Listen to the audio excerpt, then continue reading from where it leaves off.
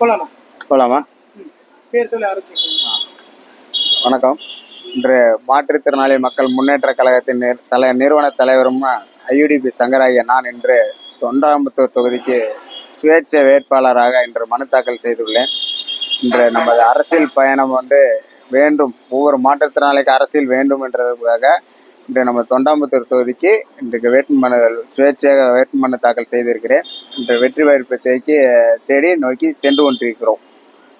வேற ஆனா இப்போ ஒவ்வொரு தொகுதிக்கும் நம்ம கூட 1200 பேர். அப்போ தொண்டாமுத்தூர் தொகுதியில மட்டும் 1200 பேர் இருக்கிறாங்க. இப்போ ஒவ்வொரு மாற்றுத்திறனாளிகளும் ஒரு 10 பேர் 15 பேர் அவங்க கேன்வாஸ் பண்ணும்போது நம்ம ஒரு 20,000 ஓட்டு நம்ம தொண்டாமுத்தூர் தொகுதியில நம்மளுக்கான தொகுதி, அதாவது மாற்றுத்திறனாளிகளுக்கான ஒரு ஓட்டே கிட்டத்தட்ட ஒரு 25,000 ஓட்டு கிட்ட நம்மளால இது பண்ண முடியும். நம்ம இன்னும் கொஞ்சம் இறங்கி வேலை செய்யும் பொழுது வெற்றிக்கான ஒரு நெருகலை தேடி நம்மளால போகக்கூடிய ஒரு வாய்ப்பு நம்மளுக்கு அதே மாதிரி இருக்குது.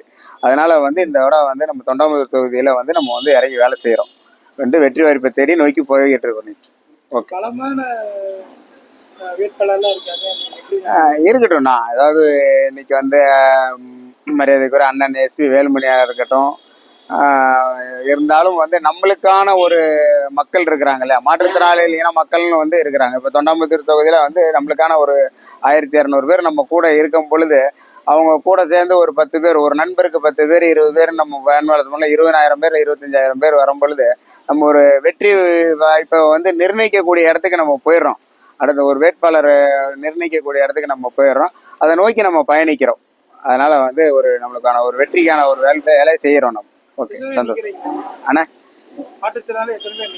இல்ல, இப்போ மாற்றுத்திறனாளி தொண்டாமுத்தூர் தொகுதியில நான் ஒரு ஆள் தான் நிக்கிறேன். தெற்கு தொகுதியில நான் தான் நிக்கிறேன். தெற்கு அண்ணா மேல ஃபர்ஸ்ட் இப்போ நம்ம 2 தொகுதியில நிக்கிறோம். நம்ம கோவை தெற்கு தொகுதியிலையும் கோவை தொண்டாமுத்தூர் தொகுதியிலையும் நம்ம 2 பேர் தொகுதியிலையும் நான் ஒரே ஆள் மனு தாக்கல் செஞ்சிருக்கிறேன். வேட்புமனு தாக்கல் பண்ண வந்தப்ப நீங்க மாற்றுத்திறனாளி தேர்தல் நடத்தும் அது தெரியுமா? நீங்க படியேறி போய் கொடுத்தீங்க. ஆமா, சொல்லியே மேல வர. ஆமா, அப்படி கேட்டிருந்தோம் நாங்க. இது மாதிரி எங்களால மாற்றுத்திறனாளி மேல வர முடியாது, எங்களுக்கு ஒரு கீழே ஆகணும், இல்லை அவங்க அவங்களுடைய ரூல்ஸ் மேலதான் வரணும் அப்படின்ற மாதிரி அவங்க சொல்லியிருந்தாங்க. சரி, ரைட், ஓகே. இருந்தாலும் என்ன பண்றது, அதிகாரிகள் சொல்லும் பொழுது நம்ம மேல போய்த்தானே ஆகணுன்றக்காக மேல போனோம். கொஞ்சம் ரொம்ப சிரமப்பட்டு தான் போனோம்.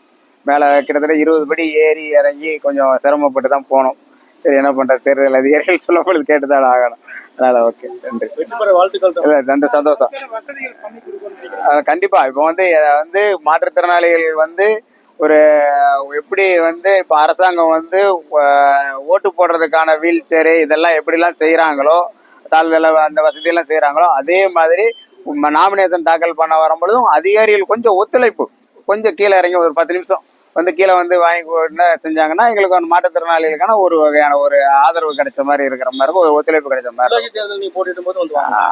கண்டிப்பா. நம்ம நான் மாவட்ட மாற்றுத்திறனாளிகள் நியமன உறுப்பினர் இப்போ இடையில சமீபத்தில் தமிழக அரசு செஞ்சாங்க.